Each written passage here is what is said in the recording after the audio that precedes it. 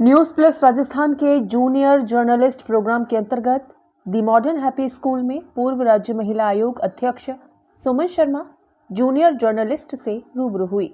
इस अवसर पर सुमन शर्मा ने विभिन्न सवालों का जवाब दिया। मैम, मेरा नाम संदीप कुमार प्रजापति है। मैं कक्षा 12 कॉमर्स का विद्यार्थी हूँ। मैं न्यूज़ प्लस राजस्थान की टीम की तरफ से जूनियर रिपोर्टर से एसोसिएट हुआ हूँ।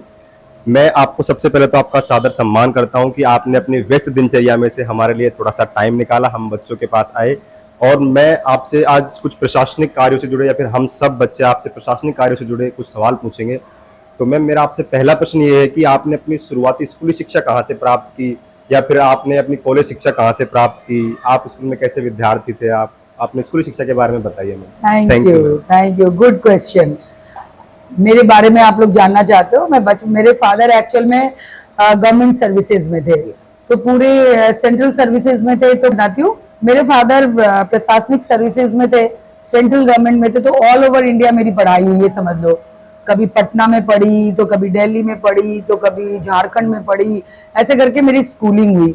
और मेरी शादी कॉलेज मेरी पटना विमेंस कॉलेज से हुई। उस समय मेरे फादर की पोस्टिंग वहाँ थी। ग्रेजुएशन जब कर रही थी तो मेरी शादी हो गई और ग्रेजुएशन कंप्लीट नहीं हुआ था, फिर मैं जयपुर आ गई। मेरा विवाह जयपुर में हो गया, तो जयपुर में मैं आ गई। जयपुर में मैंने यहाँ से एमए में एडमिशन लिया आपके राजस्थान यूनिवर्सिटी में। तो थोड़ी सी मेरी स्टडी राजस्थान की भी रही। उसके बाद एक्चुअल में मैं कैसी स्टूडेंट थी ये आप लोग जानना चाहते हैं, तो मैं आपको बताऊं कि मैं बहुत मस्त मौला स्टूडेंट थी। मैं बहुत ज्यादा स्टूडियस नहीं थी, लेकिन मेरे रिजल्ट हमेशा ऑलवेज टॉप 10 में रहते थे। मतलब क्लास में मैं टॉप 10 में आती थी। मैं क्लास की मॉनिटर भी थी और क्लास के जब हमारे यहाँ कैप्टन्स होते हैं अलग अलग विंग के, आपके यहाँ भी होते होंगे, तो मैं स्कूल की कैप्टन भी रही हूँ, पूरे स्कूल की कैप्टन भी रही। और मेरा रुझान बुकी वाम बनने में नहीं था कि किताब पढ़ती रहूं, ऑलवेज किताब पढ़ती रहूं, चश्मा चढ़ा लूं। ये मैंने कभी नहीं किया। मैं 3 घंटा स्टडी करती थी अपनी लाइफ में, शाम के समय।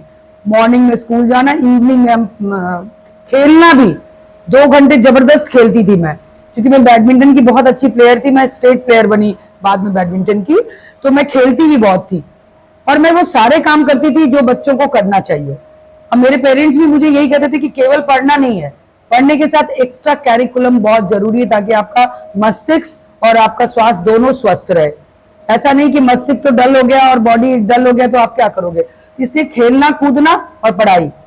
तो पहले जो मुहावरा होता था ना कि पढ़ोगे लिखोगे बनोगे नवाब, खेलोगे कूदोगे बनोगे खराब, ये मुहावरे हमने नहीं माना, हमने दोनों काम किया। तो अच्छी रही मेरी रैंकिंग। मैंने बताया टॉप 1 to 10 में रहती थी। कभी मैं 3rd हो जाती थी, कभी 1st भी होती थी, कभी 9 भी रैंक पे चली जाती थी। तो फ्लक्चुएट करता था। लेकिन ग्रेजुएशन मैंने 10th में बहुत अच्छे स्कोर किए थे। जो मेजर रिजल्ट पॉइंट होते हैं ना, वो मैंने अच्छे स्कोर किए। 10th में मेरा उस समय, जिस जमाने में मैंने 10th किया था बच्चे, उस समय 1st डिवीजन के भी बड़े नाम होते थे। मेरे को 72% आया था और मैं साइंस की स्टूडेंट थी पहले। तो इंटरमीडिएट, हमारे समय में इंटरमीडिएट होता था, तो मैंने साइंस में बायोलॉजी चूज किया था। मेरा बायोलॉजी सब्जेक्ट था और मेरा ड्रीम था कि मैं डॉक्टर बनूं। मेरे फादर इंजीनियर हैं, तो वो चाहते थे कि मैं इंजीनियर बनूं। मैं आई हेट इंजीनियर। मुझे लगता था इंजीनियर, बहुत फैमिली में सब इंजीनियर थे, तो मुझे इंजीनियर अच्छे नहीं लगते थे। ऑल टाइम काम करते दिखते थे। मैंने कहा इसमें तो सारे दिन सब, और सब इलेक्ट्रिकल विंग के, तो मैं कहती मैं डॉक्टर बनूंगी। पर डेस्टिनी कहीं और होता है। शादी करके आ गई तो यहाँ डॉक्टर के सारे ख्वाब खत्म हो गए। यहाँ आके फिर मैंने एमए में एडमिशन लिया। मिस्टर सिंघवी हमारे एचओडी थे उस समय एमए में। वो एक बात कहते थे कि मैं सोशियोलॉजी से फिर हमने एमए किया था, तो वो हमेशा एक बात कहते थे कि सब्जेक्ट जो भी चूज करो, बहुत बड़ा सवाल है ये कि आप अभी बहुत कंफ्यूज हो गए कि मैं कॉमर्स लूं, मैं साइंस लूं, मैं आर्ट्स लूं। ये इतना खतरनाक चीज है ना, उसमें बच्चे पजल्ड होते हैं। वो हमसे पूछते हैं मम्मा मैं क्या लूं, अंकल मैं क्या लूं। बेटा आपको लेना है, यू डिसाइड। किसी के प्रेशर में आके सब्जेक्ट डिसाइड नहीं करना। तो सब्जेक्ट आप अपने मन से डिसाइड कीजिए। हमने भी सारा एक्सप्लोर किया, साइंस भी लिया, आर्ट्स भी लिया, और अंततः मैं पॉलिटिक्स में आ गई। मैंने आरएस की तैयारी भी की, लेकिन मेरे हस्बैंड को नहीं पसंद था कि मैं सर्विस करूं, मैंने गवर्नमेंट जॉब करूं। तो मुझे अल्टीमेटली फिर एक राम जन्मभूमि यात्रा शुरू हुई थी, मैं उससे जुड़ गई। देशभक्ति कब धर्म भक्ति में बदल गई पता ही नहीं चला। कुछ करने का जुनून मंदिर में समा गया और मैं बीजेपी ज्वाइन कर ली। बीजेपी में एक छोटे स्तर के कार्यकर्ता से मैंने काम किया, मालवीय नगर से गली मोहल्ले में घूमती थी। आपसे उस समय मैं मात्र 23 साल की रही होंगी जब मैंने बीजेपी ज्वाइन किया था। पढ़ने लिखने के समय एमए भी कर रही थी और ये भी दोनों चीज कर रही थी। करते करते वार्ड और मंडल स्टेप बाय स्टेप, मैं स्काई लैंप नहीं हूँ, कभी भी जीवन में स्काई लैंप नहीं बनना है। आप लोग को ग्राउंड से अपने को आगे बढ़ना है। मैंने भी वही किया।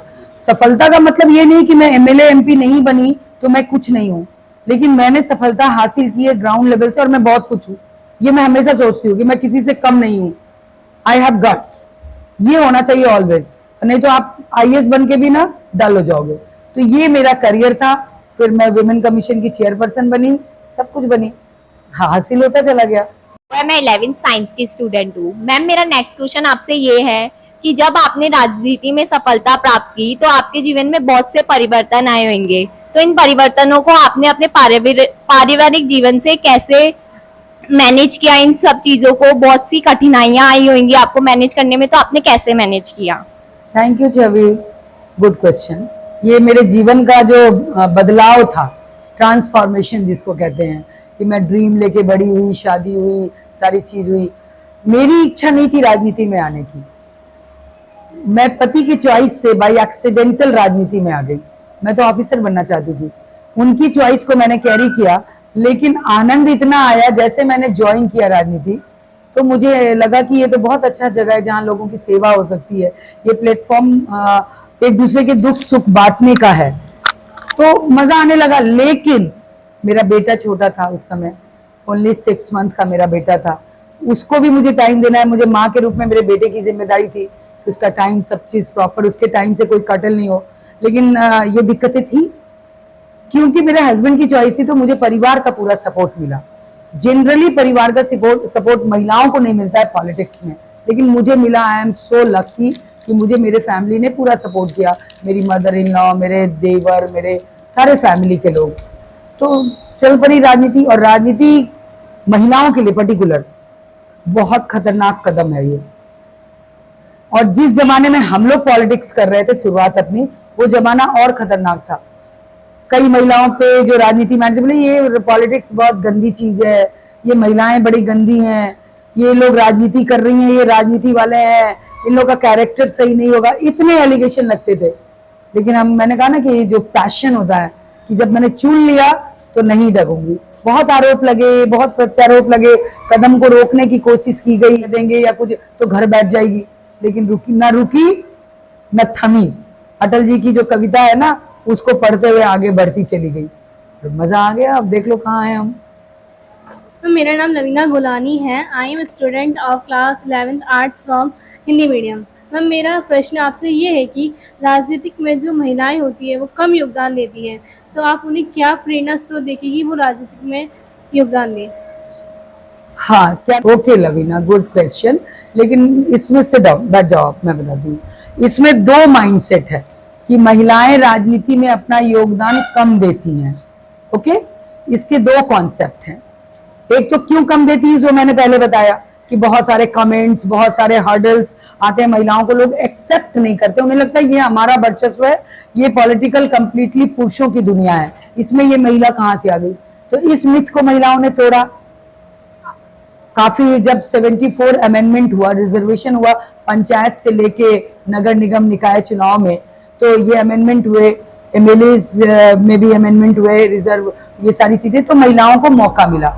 जब विमेन रिजर्वेशन आया तो महिलाओं को मौका मिला और महिलाओं ने अपने को प्रूव भी किया। लेकिन अभी भी आप लोग और बड़े लोगों, सब लोगों के दिमाग में ये है कि महिलाएं काम नहीं करती, उनके पति या पिता काम करते हैं, वो तो पोस्ट होल्ड कर लेती हैं और वो काम करती है। ये गलत है, ये धीरे धीरे गलत करे। आदमी भी अनपढ़ होता है, कई एमएलए आज भी अनपढ़ हैं पुरुष, कई प्रधान आज भी अनपढ़ हैं, लेकिन उनकी चर्चा इस समाज में नहीं होती है। चर्चा किसकी होती है? महिला अगर कोई अनपढ़ और घूंघट वाली है, ये देखो देखो प्रधान तो बन गई, पति सारा काम करता है।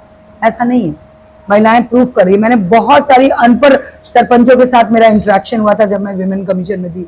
इतनी इंटेलिजेंट, इतनी कॉन्फिडेंट कि निर्णय लेती थी ऐसे जो गांव को चमका के रख दी। तो ये जो है ना, इस मिथ को हम लोग दूर कर रहे हैं। हम जैसी महिलाएं भी आई हैं और सब काम कर रही है ना, हमें कौन सा सपोर्ट करते हैं, अपना निर्णय स्वयं लेते हैं। तो इस मिथ को हम लोग हटाने में लग रहे हैं। ये मुश्किल है, पुरुष लोग जल्दी हटाने नहीं देंगे, लेकिन हम लोग हटाने की कोशिश कर रहे हैं। ओके, गुड मॉर्निंग मैम, मेरा नाम भावना मगो है। मैं कक्षा 9 की विद्यार्थी हूँ। मैम, मेरा प्रश्न आपसे ये है कि आपने अपनी लाइफ में बहुत अप्स एंड डाउन्स देखे होंगे, आपने बहुत सी चीज़ों में स्ट्रगल्स भी किया होगा, तो आपने उस समय अपने आप को कैसे मोटिवेटेड रखा? Very good. थोड़ी सी अप्स एंड डाउन की तो स्टोरी मैंने बता दी स्टार्टिंग में आप लोगों को, कि फैमिली से सपोर्ट मिला बट पब्लिक से नहीं मिला, मतलब लोग क्या कहेंगे, वो वाला फेज तो सुन लिया आपने। सेकंड फेज की अप्स एंड डाउन पॉलिटिक्स में आने के बाद क्या होती है लोगों की इच्छा कि मैं एमएलए बनूं, मैं एमपी बनूं, मैं हायर पोस्ट हायर करूं, ये सारी इच्छा होती है। मेरी भी इच्छा थी। मैं राजनीति में आई हूँ तो लोग पूछते थे भाई क्या करना है, तो मैं कहा मैं कोई कीर्तन करने तो आई नहीं हूँ, राजनीति में आई हूँ तो मुझे भी आसमान छूना है, हायर मैं बड़े सदन में जाना चाहती हूँ, पार्लियामेंट में, लोग विधानसभा में। लेकिन उसके लिए इतनी दिक्कतें होती है बेटा, कोई जल्दी से आगे बढ़ने नहीं देता, आपके साथ वाले ही आपका कदम रोकते हैं। उनको लगता है कि ये आगे बढ़ जाएगी या बढ़ जाएगा तो मुश्किल हो जाएगी। तो जो आपके साथ चलते हैं ना, आप मेंटोर बनाते हो अपने लोगों को कि ये हमारे मेंटोर हैं, ये हमें पॉलिटिक्स में, वही लोग जड़ काटते हैं। तो आपको उस समय अपने दिमाग से काम करना चाहिए। मैंने जो अप्स एंड डाउन में देखा और यही मैंने महसूस किया कि आपको अपने दिमाग से काम करना चाहिए। जैसे 2009 में मुझे बहुत बड़ा इलेक्शन लड़ाया मेरी पार्टी ने, और वो मेयर का इलेक्शन था। 2009 में मैं मेयर का इलेक्शन लड़ी थी।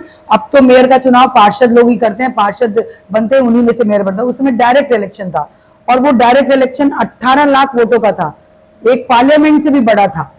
उसमें पार्लियामेंट में 10 कॉन्स्टिट्यूंसी थी, उसमें 12 कॉन्स्टिट्यूंसी थी, इतना बड़ा चुनाव था। और उस चुनाव में मैंने महसूस किया कि कैसे लोग काटते हैं जड़ें। अगर आप बिंदास होकर पॉलिटिक्स कर रहे हो और सब पे ट्रस्ट करके पॉलिटिक्स कर रहे हो तो यू डू नॉट सक्सेस। अपने आसपास वालों पे बिल्कुल ट्रस्ट नहीं करो, जनता पे ट्रस्ट करो, अपने काम पे ट्रस्ट करो, और जो आपको दिख रहा है वो करो। हमें हमारे लोगों ने मिलके मारा उस चुनाव में, और मैं फिर भी जयपुर की जनता को धन्यवाद देती हूँ कि लोग मुझे जानते थे, मैं ओपन बुक थी सबके सामने। सुमन शर्मा क्या है लोगों को पता था, लोगों को ट्रस्ट था मेरी बातों पे। तो वो लोगों ने मुझे 4,21,000 वोट दिए, जाति पाति में उलझा दिया मुझे, ये है वो है करके, लेकिन फिर भी 4,21,000 वोट मिला और मेरी मार्जिनल हार हुई। कहते ना कि नाव पूरी निकल गई थी, कश्ती मेरी वहां डूबी जहां पानी कम था। पूरे समंदर से निकल के आ गई थी मैं, लेकिन कश्ती डूब गई वहां, मैं छोटे से मार्जिन से चुनाव हार गई। तो ये मेरा डाउनफॉल था, लेकिन मैं उस समय अपने आप को बिल्कुल काबू में रखी। मैं अपने ऑफिस गई, बीजेपी ऑफिस, और वहां मेरा पीसी था। कोई करने की स्थिति में नहीं होता, क्योंकि सारे पेपर वालों ने हेडलाइन उस दिन दिया कि सुमन शर्मा ने हार के चौंकाया। मैंने किसी को नहीं था कि सुमन शर्मा हारेगी, लेकिन हार गई। वो ये हुआ, मैं गई, मैंने कहा मैं फौजमार कप्तान नहीं हूँ, मेरी सेना जीत गई, पार्षद लोग जीत गए थे, और मैंने कहा मैं फौजमार कप्तान नहीं हूँ, मैंने सेना को जिता दिया। कप्तान शहीद हुआ तो कोई बात नहीं, काम तो डंके की चोट पे करूंगी। और एक दिन भी नहीं रुकी, एक आंसू नहीं बहाया, खड़ी हो गई, चल पड़ी। तो लोगों ने कहा ये क्या चीज है भाई, इसको हरा भी दिया और ये तो फिर मस्त है, हंस रही है। तो ये कॉन्फिडेंस अप्स एंड डाउन आपको लेसन देता है, आपको सिखाता है। और उसी में कई लोगों को हार्ट थ्रो होता है कि हार्ट ब्रेक हो गया, राजनीति छोड़ दी, मेरे साथ बहुत धोखा हुआ। ये क्यों? ये लाइफ है, मैंने इस चीज को नहीं समझा, ये मेरी भूल थी और किसी की भूल नहीं थी। कैरी ऑन, आगे बढ़ो, ये है। तो अप्स एंड डाउन को ऐसे टैकल करना चाहिए, दिल से नहीं लगाना चाहिए। मैम, मेरा प्रश्न ये है कि अगर आपको भविष्य में प्रधानमंत्री या मुख्यमंत्री जैसे बड़े पद की प्राप्ति हो तो आप इस देश में कोई 2 परिवर्तन कैसे लाना चाहेंगे? वेरी गुड क्वेश्चन, बहुत अच्छा सवाल। एक पिक्चर देखा होगा ना तुम लोग ने, अनिल कपूर का देखा था ना, वो एक दिन के लिए बना था ना, उसने कितने सारे परिवर्तन किए थे। मेरी भी इच्छा है, मेरे से एक सवाल पहले भी एक पत्रकार ने ये किया था और आज आपने किया। देखिए, मुख्यमंत्री बनूं या चीफ मिनिस्टर बने, जो भी इस कुर्सी पे बैठे, तो सुनो मेरे सवाल को, सुनो, जवाब सुनो। पहला काम यही हो कि इस देश से, हमारे अभी जो प्रधानमंत्री वो मिटाने का काम कर रहे हैं कि देश से सबसे पहले जो छुआछूत है, जातियों का दंश, भ्रष्टाचार भी मिटा लेंगे, मंदिर भी बना लेंगे, 370 भी हटा देंगे, बहुत सारी चीज कर देंगे, लेकिन जातियों का दंश और रिजर्वेशन, आरक्षण, मेरी दिली इच्छा है कि मुझे कभी भी उस कुर्सी पे बैठने की इच्छा होगी तो मैं सबसे पहले आरक्षण को मिटाऊंगी। आरक्षण का शब्द यही है कि अपने आप को कमजोर करना, मतलब कोई ब्राइब लेना ना। आरक्षण का मतलब ये होता है ना, मुझे सपोर्ट दो। जैसे मरने होते हैं ना तो हमें वेंटिलेटर लगाया जाता है, जीवन दान दिया जाता है। ये जीवन दान ही हमारी सफलता में। मैं मजबूत हूं, मुझे क्यों सपोर्ट चाहिए आरक्षण का? मुझमें वो सारे कैलिबर हैं जो विदाउट सपोर्ट मैं चल सकती हूँ। मुझे बैसाखी नहीं चाहिए। तो सबसे पहला काम मैं आरक्षण को बंद खत्म करूंगी। इक्वल, समान नागरिक संहिता का मतलब होता है कि इस राष्ट्र में हमारा संविधान कहता है कि हम सब लोग इक्वल है। तो वाई फॉर कास्ट डिस्क्रिमिनेशन, कि मैं ब्राह्मण हूं, आप बनिए हो, आप एससी हो, आप एसटी हो? क्यों? हम लोग सब ह्यूमन बीइंग है। हम रिजर्वेशन किस में देंगे? हम सपोर्ट सिस्टम किस में करेंगे? हम अमीर और गरीब में करेंगे। ये देश में बहुत बड़ी खाई है अमीर और गरीब की। सिर्फ आरक्षण उसमें मैं पसंद करूंगी कि अमीर और गरीब का आरक्षण हो और उस गरीब को सारी चीज मिले, जाति और धर्म के नाम देना मिले। ये दो काम करना चाहूंगी। Good morning ma'am, my name is Himanshu Saini, I am study in 11th science. मेरा अगला प्रश्न आपसे यह है कि आप खुद एक महिला हैं और आपने यहाँ तक आने में काफ़ी कठिनाइयों का सामना करना पड़ा होगा, तो आप स्त्री जाति को प्रोत्साहित करने हेतु क्या करेंगी? गुड। देखिए, सबसे पहले तो मैं यही कहूंगी बेटियों को, पर्टिकुलर बेटियों का सवाल है ये, बेटी होने पे गर्व करो। पहला पॉइंट यही रखो, डे वन से ही। जब थोड़ी सी दिमाग में समझ आने लगे ना, उसी समय से समझो कि I am lucky, I am the special person in earth. इस दुनिया की सबसे महत्वपूर्ण कृति मैं हूँ। ये भाव लेके चलो और आगे बढ़ो, कहीं कोई दिक्कत नहीं आती। माय नेम इज विवेक, मैं कक्षा 11वीं का छात्र हूँ साइंस का। मेरा ये प्रश्न है कि कल चंद्रयान, आँख से देख के बात करो। कल चंद्रयान 3 जो सफलतापूर्वक चांद पे वो लैंड हुआ है, तो उसके बारे में आप क्या कहना चाहते हैं? बहुत जोर की ताली बजाओ पहले तो सब लोग। बहुत बड़ा अभियान सक्सेस हुआ है। हम विश्व के उस देश में चले गए हैं जहां दक्षिण में हमारा चंद्रमा, हमारा झंडा गाड़ दिया हमने। ये विश्व के पहले देश के होने का गुरूर और घमंड महसूस करो। तो ये बहुत बड़ा, और उन सारे साइंटिस्टों को, वो कहते हैं ना कि अगर दशमलव नहीं होता तो हम चांद तक कैसे जाते। ये गाना सुना है ना तुम लोगों ने? तो ये किसने दिया? भारत ने दिया। भारत इसीलिए विश्व गुरु बनेगा क्योंकि यहाँ पे ब्रेन है, यहाँ दिमाग है। आज दुनिया विश्व शक्ति में बोल रहे हैं कि हम बड़े सर्वशक्तिशाली, अमेरिका, इंग्लैंड या रसिया, चाइना, जापान, ये लोग कहते हैं ना, लेकिन बुद्धिमत्ता में ऋषि मुनियों के इस देश में जो शक्ति है वो आज साइंटिस्टों ने साबित कर दिया। मंगल पे भी हम सक्सेस होंगे। थोड़े से चूक गए थे मंगल पे, और अब हमारा साइंटिस्टों का कहाँ क्या शुरू हुआ इसरो का, आप लोगों को मालूम है? वो तो चंद्रयान वो है। अब हमारा नेक्स्ट क्या चीज के लिए है वो? या बिल्कुल करेक्ट, गुड। नेक्स्ट हमारा शुरू हुआ है। तो ये खुशी के क्षण है उन विद्यार्थियों के लिए जो लोग साइंटिस्ट बनना चाहते हैं, स्पेस की दुनिया को जानते हैं। कितना कौतूहल है ना वहाँ। मेरे को भी बहुत मन करता था, लेकिन फिर मुझे लगा बहुत हार्ड है, फिजिक्स थोड़ा मुझे समझ में नहीं आता था। तो मैंने कहा फिजिक्स के बिना कैसे स्पेस की साइंस को पढ़ूंगी मैं, मेटाफिजिक्स एंड ऑल, ये सारा चीज। तो बहुत अच्छा है और देश मजबूत हो रहा है इससे। आपको पता है वहां सिर्फ जाना ये मकसद नहीं है कि वहां हमने छोड़ दिया, ताली बजा लिया। कितना बड़ा लाभ होने वाला आप अभी देखते जाइएगा। इकोनॉमिक फॉर्म पे भी हमें बहुत लाभ मिलने वाला है। अब देखिएगा अभी रोज खबरें आएंगी। तो हमारी सफलता है, साइंटिस्टों को सैल्यूट है, और देश के प्रधानमंत्री को भी बहुत धन्यवाद है कि उन्होंने साइंटिस्टों के लिए बहुत सारे दरवाजे खोल दिए, बहुत सारे फंड अलॉट कर दिए कि आप लोग रिसर्च कीजिए, कितना भी पैसा लगता है लगे, रिसर्च कीजिए, आपके पैसे में कोई कमी नहीं आएगी। तो बहुत अच्छी बात है ये। मैम, मैं और मेरी पूरी न्यूज़ प्लस राजस्थान की टीम आपके बहुत बहुत आभारी है कि आप अपना कीमती समय निकाल के हमारे साथ उपस्थित हुए और हमारे प्रश्नों के उत्तर दिए। Thank you so much. मुझे भी बहुत आनंद आया। मैं सच्ची बोल रही हूँ, न्यूज़ प्लस राजस्थान को और सुमित को स्पेशली बहुत धन्यवाद देना चाहती हूँ कि कितना इनोवेटिव है। आप देखो कहीं ऐसा नहीं हुआ होगा कि जूनियर जर्नलिज्म के बारे में, जर्नलिस्ट के बारे में सोचने की कल्पना ही हम लोग नहीं किए हैं। प्रशासन में बैठे लोग भी नहीं सोचते हैं, वो जाके बाद में करते हैं मास कम्युनिकेशन। तो कितनी अच्छी बात है, आप लोग कितने लकी हो कि आप लोग को ये अवसर मिला है। तो आप लोग बहुत कितनी चीजें, और मैं इसलिए भी खुश हूँ, आपको भी बोलना चाहूंगी कि आपके बच्चों का कमाल का IQ है, सुपर क्वेश्चंस, इतने तो बड़े बड़े पत्रकार लोग नहीं करते मेरे से, जितने मणिपुर और स्पेस और मुख्यमंत्री क्या निर्णय लेंगे, आप लोग प्रधानमंत्री बनेंगे तो देश की आर्थिक व्यवस्था मेरा पूरा, इतना सवाल तो वो लोग नहीं करते हैं जितना आप लोगों ने किया। वेरी गुड, बहुत मजा आया। मैं न्यूज प्लस राजस्थान को बहुत बहुत साधुवाद देना चाहूंगी, क्योंकि ये सब इसीलिए मैं कहती हूँ ना कि ये पत्रकारिता के गुण है कि मैं सीख लिया, अब किसी और को नहीं सिखाऊंगा, लेकिन इसने इसको प्रसारित किया। और आप लोग के जीवन में मैं कहती हूँ ये जितने भी क्षण आपने अभी दिए हैं अपने कोर्सेज में, जो इस तैयारी में, आपके लिए मील का पत्थर साबित होगा। आप एक सफल नागरिक बन के तैयार होंगे। फील्ड जो भी आप चुनेंगे, भगवान आपको उसमें सफलता जरूर देगा। मेरी शुभकामनाएं आपको। Thank you sir.